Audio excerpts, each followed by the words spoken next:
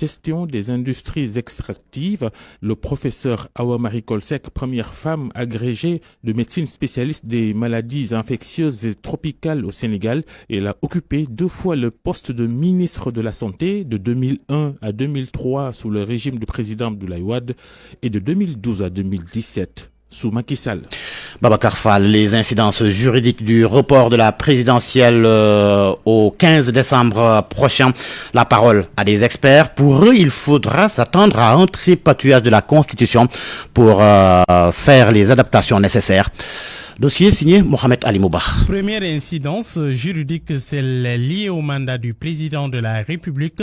Le report de la présidentielle étant acté, désormais l'élection n'a plus lieu le 25 février prochain. La disposition saute et un décalage s'impose à partir de la prochaine date retenue. À l'une soirée spécialiste du droit parlementaire. Oui, normalement, c'est ça qui va se passer parce que c'est le mandat, selon les dispositions de l'article 27, c'est pour 5 ans. Bon, maintenant, si on tient l'organisation des élections, est retenu pour le 15, c'est sûr que ça va nous renvoyer dans 5 ans, donc on fera la tenue de cette élection. D'autres dispositions vont devoir aussi sauter. On va devoir réviser la Constitution et même le code électoral. Il faudrait qu'on corrige ces parrainages, mais je crois qu'il y a beaucoup de dispositions qui vont bouger de mon point de vue, parce que c'est par rapport à l'élection présidentielle qui peut-être comparé aux autres élections, parce que c'est la seule élection où peut-être la constitutionnalité. La Constitution s'est prononcée, a consacré plus de dispositions, plus d'articles qui portent vraiment sur cette élection. C'est dire toute l'importance de cette élection. Bon, maintenant, je doute, donc, qu'est-ce qui va se passer? Il va falloir donc des révisions, de la Constitution. Il va falloir revoir maintenant le code électoral. Ce n'est pas la proposition de loi telle que rédigée risque aussi de poser problème. Elle est trop enfermée dans des délais. Parce qu'aujourd'hui, ce qui est un peu bizarre d'ailleurs, et qui va même d'ailleurs affaiblir cette disposition, ils ont rajouté comme proposition permettre effectivement de reporter les élections du 25 février. C'est ce qu'ils ont ajouté, Ils ont mis des dates très fermées, le 25 février au 15, certainement au 15 décembre que ça va être. Donc maintenant, qu'est-ce qui va se passer si on passer de ce délai-là? Il va falloir revenir encore plus tôt sur cette disposition pour voir comment les adapter, en tout cas au niveau effectivement pour les prochaines élections qui vont se tenir dans 5 ans. Pour aller à une soirée, il faudra profiter du dialogue pour une remise en cause totale du système électoral, pour enlever au président de la République la possibilité de tripatouiller le calendrier électoral. En tous les cas, la coalition Dionne 2024 apprécie le report de la présidentielle suite à des soupçons de corruption contre des membres du Conseil constitutionnel. Les partisans de Mahammed Boun Abdallah Dionne vont participer au dialogue là-dessus. Le directeur de campagne de Mohamed Boun Abdallah Dionne, Mohamed Moustapha Diagne, avec El Hadj Ndiogou Diène. S'il est vrai que les règles du jeu ne peuvent pas être modifiées en cours de jeu, d'où le nécessaire respect du calendrier électoral.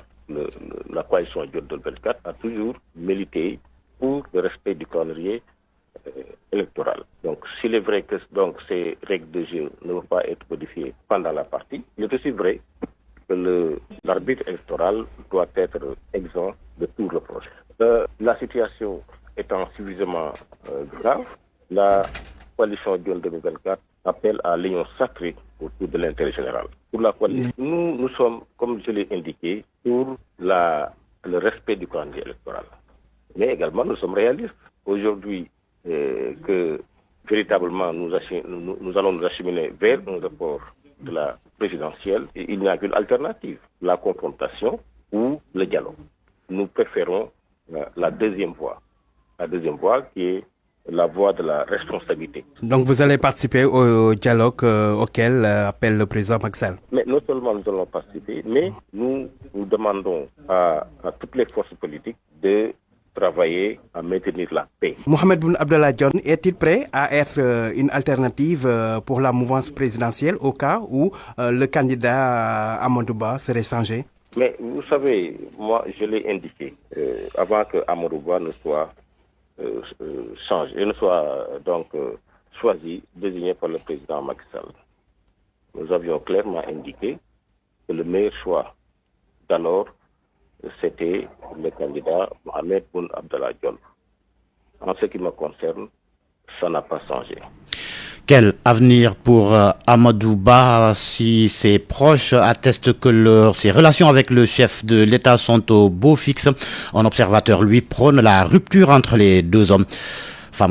Depuis l'annonce du chef de l'État samedi dernier, beaucoup spéculaient sur une rupture des relations entre le chef de l'État et son premier ministre. Pour Mbaye Sarr Diakhaté, un fait est là. Amadou Ba ne peut plus rester à la tête du gouvernement. Pour le journaliste analyste politique, il faut à l'actuel premier ministre une bonne dose de courage politique. Il reste certain qu'il lui reste encore des cartes à jouer. Moi, je pense que d'abord, pour la primature, Amadou Ba ne pourrait plus rester à la tête du gouvernement. Je ne pense pas. Maintenant, la question qui reste en suspens, c'est qui aura l'initiative de la rupture. Et de là, tout peut se jouer aussi même sur sa carrière politique. Je pense que Macky Sall a plus à perdre dans ce contexte que lui. Lui qui a encore des cartes à jouer, qui a encore un avenir en tant que candidat de plus ou moins une petite campagne. Ancien ministre, ancien délégué général de l'ADER, Papa Amadou Sarr a fait le déplacement à Dakar pour battre campagne auprès de Amadou Ba. Campagne qui n'a finalement pas eu lieu. Pour lui, les relations entre le chef de l'État et son premier ministre sont au beau fixe. Je le connais depuis 2008. C'est un homme d'une grande valeur et qui a très bonne relation avec son excellence le président de la République, Macky Sall, qui lui a renouvelé sa confiance. Il y a les gens qui s'attendent à sa démission, qui disent qu'il devrait démissionner avant qu'on le démette de son poste. Mais pourquoi il devrait démissionner? En fait, je ne comprends pas. Aujourd'hui, le président de la République, il a stoppé le processus électoral pour les raisons que nous connaissons tous, pour certains manquements. Mbaye Sarr Diakhaté ne comprend pas l'attitude de Amadou Ba, qui a marqué son désaccord contre toute idée de report du scrutin et signé un décret qui justement reporte le scrutin. Il l'a effectivement signé pour que lui, il explique qu'est-ce qui a changé, qu'il revienne pour, à son niveau, lui, acter, contribuer à acter un décret qui va dans le sens du report de l'élection. Au moment où certains observateurs parlent de complot ourdi contre Amadou Ba, d'autres voient une rupture des relations entre le Premier ministre et le Président. Quel impact sur les investissements directs avec cette situation politique tendue dans le pays? Hommes d'affaires et économistes persistent et signent. Il y aura des répercussions. Les affaires et l'incertitude ne vont pas de pair selon eux. Koumba Sandiane Faye. Depuis 2 ans, le Sénégal serait sur une liste rouge vis-à-vis des investissements directs. La notation est donc faible à ce niveau. C'est parce que les affaires n'aiment pas l'incertitude. Du regard de Cheikh Tidiane Sy, chef d'entreprise. Et cela donc, cette situation d'incertitude nous met d'abord nous donne une notation assez faible dans les systèmes de notation internationale en matière de notation pays, ce qui va d'abord renchérir les coûts de crédit au niveau international. D'autant plus que nous sommes dans un contexte d'inflation généralisée où les coûts, les taux sont déjà importants. Donc aujourd'hui, en termes d'investissement direct étranger, nous allons avoir des problèmes d'abord pour l'accessibilité, mais aussi sur le coût de ces investissements. Le deuxième élément sur lequel cette incertitude n'est pas bonne, c'est au niveau national où toutes les activités seront en berne en raison des incertitudes encore que nous avons dans la bonne marche du pays. Les répercussions sur les investissements directs sont certaines. L'économie va en pâtir. Dr Seydina Omar Sey est économiste. L'économie en tant que telle est au ralenti parce que l'ensemble des investisseurs ont cette aversion du risque. Et là, cette incertitude ne nous permet pas de voir avec qui, par exemple, signer, avec qui traiter, entre autres. Parce que d'ici à 2 avril ou bien ces jours qui viennent, on ne sait pas jusqu'à présent cette situation. Il y a par exemple semblant de maîtrise par rapport à l'activité économique. Autre élément important, l'économie informelle avec son taux de 80% sera encore plongée dans des lendemains sombres pour encore 9 mois. Ce qui a été projeté même pour le taux de croissance dont les années à venir pourraient être impactées. Cheikh Tidiane Sy, chef d'entreprise. Nous pensons que cette situation n'est bonne ni pour l'État, donc au niveau de la fiscalité, les recettes douanières vont s'en ressentir, au niveau fiscal de même, et donc l'État lui-même aura des difficultés pour tenir en tout cas son budget et résoudre les problèmes des citoyens. Tout un écosystème qui risque de tomber dans le crépuscule. Nos interlocuteurs persistent et signent qu'une telle situation n'est pas bonne pour l'économie dans sa globalité. RFM, la radio de toute l'actualité. GCO, Grande Côte Opération, les travailleurs menacent d'aller en grève lors d'une assemblée générale. Ils ont dénoncé une discrimination et exigé une hausse de leur salaire. Cheikh Anta Diop. Ils sont en charge de la restauration, l'hébergement des employés de Grande Côte Opération Diogo, mais ils sont confiés à une société sous-traitante serveur. Depuis 2006, selon Marie-Thérèse Djedjou, déléguée du personnel, ces contractuels subissent une discrimination. Tout est bafoué, nos droits, même aussi la convention hôtelière qu'on nous a donnée, c'est pas intact avec la société minière. On travaille ici dans une mine et puis on nous donne une convention hôtelière. Vous trouvez ça normal? Et puis il y a des gens qui bénéficient les salaires miniers et nous, pas du tout. Il y a même des gens qui ont 80 000 ici. On veut avoir les mêmes barèmes que les gars qui travaillent à GCO. Et aussi, on veut aussi plus être sous-traités. Oumar Keïta, le secrétaire général du collège des délégués au niveau de la mine, prône pour la revalorisation des salaires qui, dit-il, relève de la compétence de la direction de GCO. Ceux qui travaillent dans la mine, ils perçoivent des salaires qui commencent à partir de 80 000 francs. Tandis qu'au niveau des GCO, on a constaté que les barèmes commencent à partir de 300 jusqu'à 500, 600 000 francs. Ces travailleurs de GCO se disent ouverts au dialogue conformément à la ligne directrice de l'inspection du travail. Au niveau de l'inspection, on a presque un PV de non-conciliation qui nous permet d'aller même en grève. Mais nous avons dit, c'est très tôt. Négocions d'abord. C'est en vain que nous avons tenté d'entrer en contact avec les responsables de la société pour avoir leur point de vue sur la question. RFM Thiès, Cheikh Anta Diop. À Diourbel, les populations du village de Touré Mbondo dénoncent une spéculation foncière dans la localité. Toutes les parcelles issues du dernier lotissement sont vendues à des particuliers au détriment des habitants du village qui étaient en conférence de presse. Babacar Diouf. Cette route qui traverse la commune de Tourembon et relie la nationale 3 à l'autoroute Ila Touba a fini de mettre en valeur cette localité du département de Diourbel. Issa Niang porte leur parole. Près de la route là, il n'y a aucun habitant de ce village-là qui ait un terrain ici. Aucun. Ça a été acheté par des personnes. Maintenant, si vous faites attention, pourquoi maintenant vouloir maintenant avoir un terrain ou bien une parcelle à Tourembon? Parce que c'est à cause de l'autoroute à péage. Les populations dénoncent ce qu'elles considèrent comme une spéculation foncière. La commune là a 41 villages. Nous sommes tous des parents, on se connaît tous. On n'a pas voulu citer de nom. Mais il y a des numéros sur lesquels maintenant on a vu quelqu'un on a attribué 20 parcelles, une seule personne. Au moment où les ayants droit, c'est-à-dire les habitants de ce village n'ont pas de parcelles. Ce qu'elles veulent, c'est que les enfants du terroir disposent d'abord de parcelles. Beaucoup de personnes ici n'ont pas de parcelles. Mais moi, je suis né ici, j'ai appris ici, je n'ai pas de parcelles. Tout le monde, beaucoup de personnes. Également, on ne peut pas également naître dans une famille, grandir dans une famille, se marier, avoir des enfants et continuer à vivre dans la maison du père, c'est pas normal ça, c'est inadmissible. En tout cas, elles n'accepteront pas d'être des étrangers dans leur propre localité. Bambey, RFM Babacar Diouf. Midi 15 minutes, célébration ce mardi de la journée mondiale de lutte contre les mutilations génitales féminines au Sénégal. Le phénomène est encore pratiqué dans les régions de Kolda, Kédougou et Tambacounda. Une annonce du collectif And 10 au Sénégal qui mène une campagne nationale pour lutter contre l'excision. Salamata Ousmane Diallo a assisté à leur rencontre qui s'est tenue à Kër Mbaye Fall.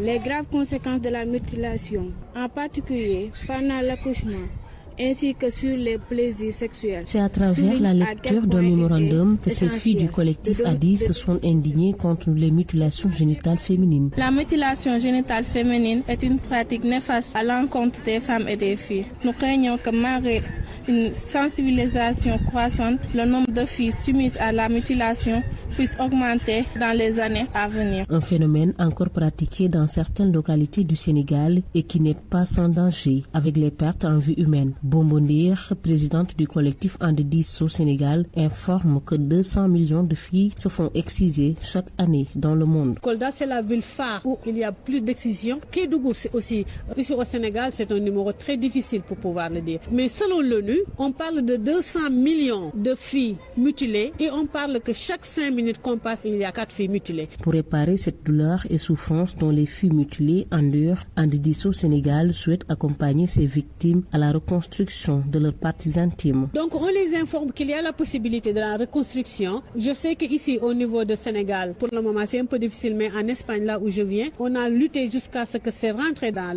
la sécurité sociale. On opère maintenant les femmes au niveau de la sécurité sociale. Ça c'est un pas très grand qu'on a pu avoir. Force est de constater une baisse du taux de prévalence des cas d'excision ou mutilation génitale féminine au Sénégal avec 18%. Le collectif ADIS demande au ministère de la Santé et de la Famille d'informer sur le nombre exact de filles mutilées au Sénégal. Salamatou Ousmane Diallo Mbao, Radio Futur Média. L'actualité internationale. Bienvenue Nafissatou Sila. Merci Georges. L'actualité internationale que l'on démarre par le Mali, Ménaka au bord de l'asphyxie. La situation dans la région de Ménaka devient de plus en plus difficile pour les populations. L'embargo imposé par les groupes terroristes depuis le 10 janvier impacte énormément la population. Selon le responsable de la société civile, une rencontre a eu lieu avec les autorités administratives ce week-end. Zanga Abdoulaye Ouattara. Une dizaine de responsables de la société civile du Conseil régional de la jeunesse auraient rencontré le gouverneur de la région pour échanger sur la situation qui prévaut dans la ville de Ménaka. Selon les responsables de la société civile, les populations vivent une situation alarmante. Plus de 3 semaines après l'arrêt du trafic, les denrées alimentaires se font rares et les tarifs grimpent. Il en est de même pour les produits pharmaceutiques, disent les sources locales. Face à cette situation, la société civile envisage d'autres actions.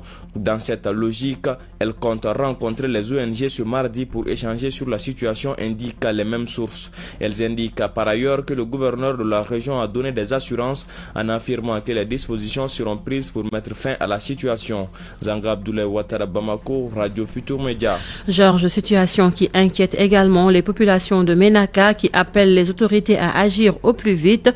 Selon Sidi Barka, président de la société civile de la région de Ménaka, des mesures nécessaires pourraient suivre si la situation ne se décompte pas dans un délai raisonnable. Sidi Barka, que je vous propose d'écouter. Il n'y a pas d'entrée, il n'y a pas de travail. Les gens sont désœuvrés, ils n'ont pas d'argent. Et même s'ils ont l'argent, il n'y a pas de produits à acheter à Ménaka. Donc les magasins sont vides. Nous avons quand même cité certaines dispositions à prendre en cas de cas, telles que la suspension des activités des ONG, telles que la fermeture même des écoles en attendant, parce que ces enfants qui n'ont rien à manger, ils vont à l'école, ils reviennent. On ne peut pas continuer avec ça. Ça fait 2 semaines, il n'y a aucun produit qui est arrivé à Ménaka. Nous devons aussi, avec l'appui du gouverneur, rencontrer les partenaires le mardi pour échanger, voir quelles sont les dispositions à prendre pour que réellement cette situation trouve une issue qui va calmer la situation.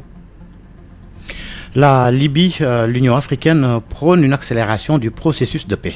Le comité de haut niveau de l'Union africaine sur la Libye a été accueilli à Brazzaville, la capitale congolaise, ce lundi. C'est pour baliser la voie du retour à la paix dans ce pays de l'Afrique du Nord déchiré par une guerre civile depuis 2011. La réunion tenue hier est la dernière étape avant la conférence de réconciliation interlibyenne fixée au 28 avril prochain. Georges. Au Kenya, un pasteur jugé pour l'assassinat de 191 personnes.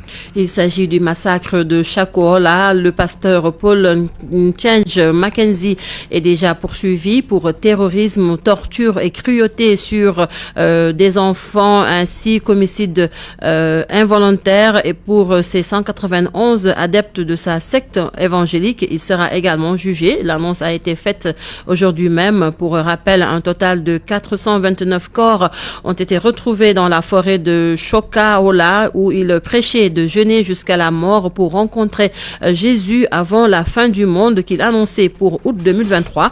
En plus du pasteur, 29 autres accusés ont plaidé non coupables des accusations d'assassinat lors de leur comparution devant le tribunal de la ville de Malindi, 10 mois après la révélation de cette affaire qui a choqué le Kenya, pays majoritairement chrétien. Georges. En Italie, ouverture d'une enquête sur le suicide d'un jeune Guinéen dans un centre d'accueil pour migrants. Nouveau drame migratoire en Italie après le suicide d'un jeune homme guinéen, d'un jeune Guinéen dans un centre d'accueil. Événement tragique qui alerte une nouvelle fois sur les conditions de vie extrêmement difficiles des migrants dans le pays du gouvernement ultra-conservateur de Giorgia Meloni. Tom Choran.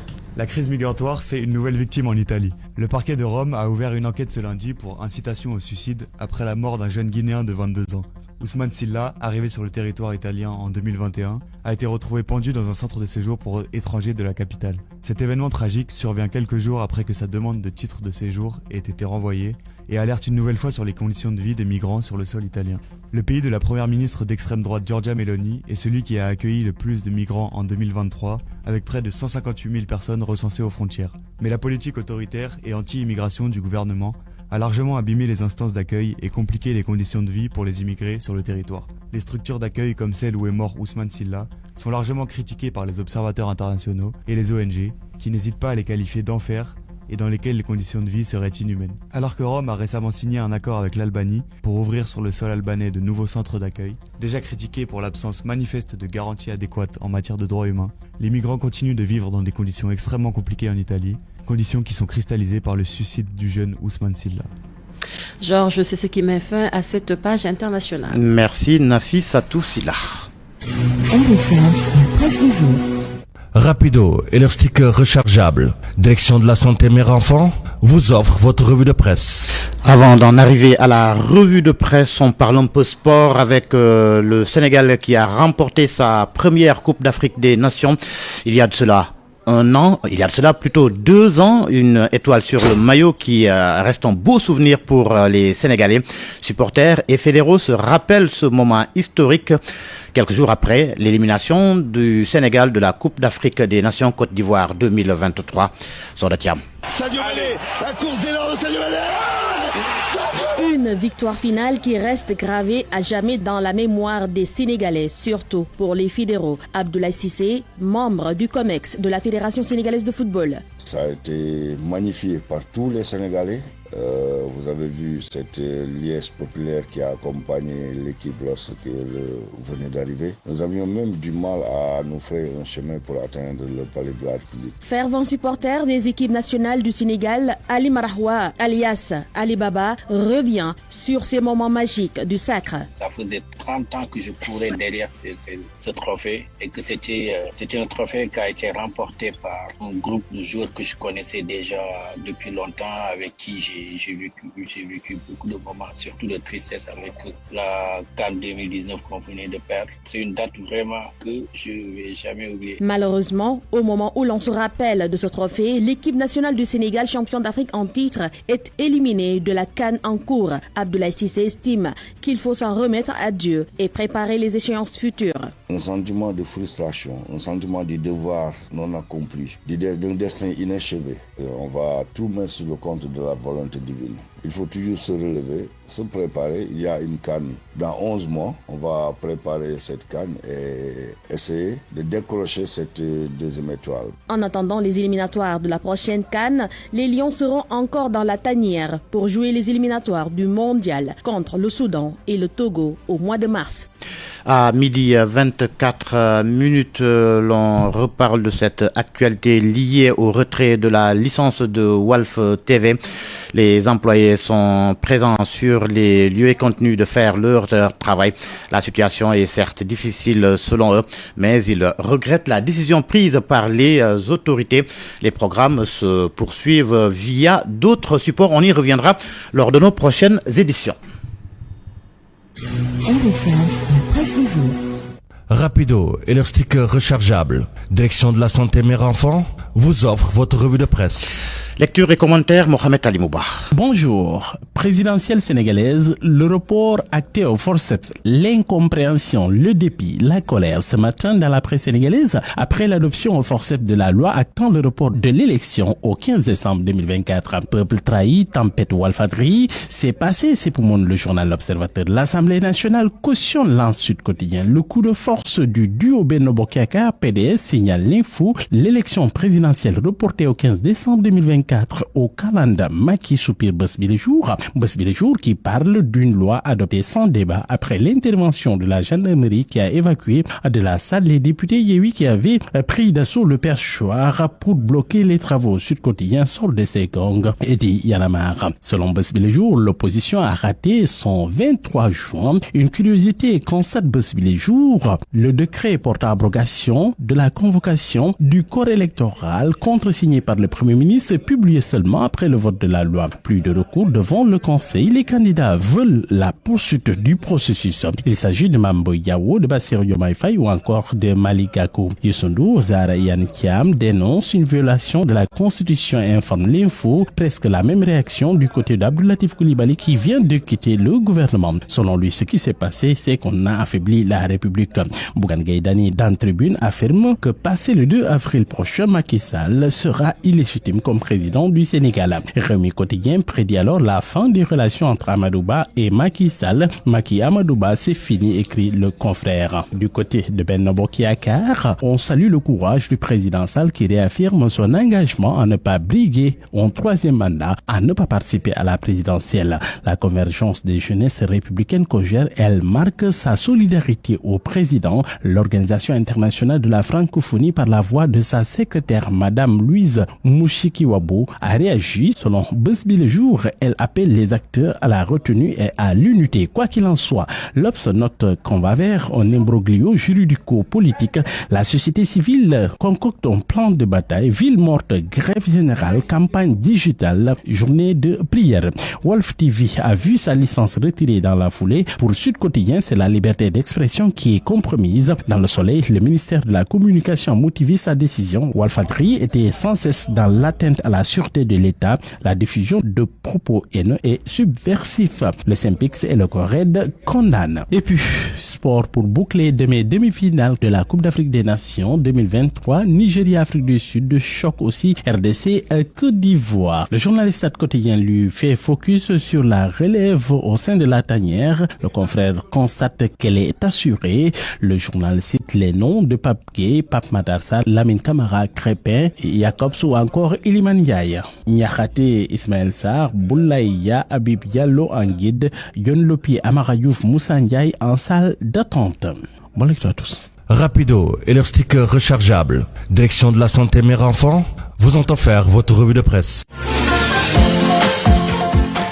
Cette revue de presse met un terme à cette édition. La principale information RFM, la démission de Awa Marie Coll Seck de son poste de présidente du comité national ITIE Sénégal, une démission qui serait liée au contexte politique actuel. Le report de la présidentielle au 15 décembre prochain, report acté hier par l'Assemblée nationale. Merci à Abdoulaye Diop qui était à la partie technique, Meissa Mbaye à la digitalisation, Aliouba à la production. Merci à El Hadj Ndiogou Diène à la rédaction en chef, Awa Mbaye et Mam Astou Kane, chef d'édition. Excellente suite des programmes sur Radio Futur Média. L'info revient dans une trentaine de minutes. Ce sera le journal en Wolof. En attendant, tout de suite, le journal de la CAN avec Pape Malick Diao.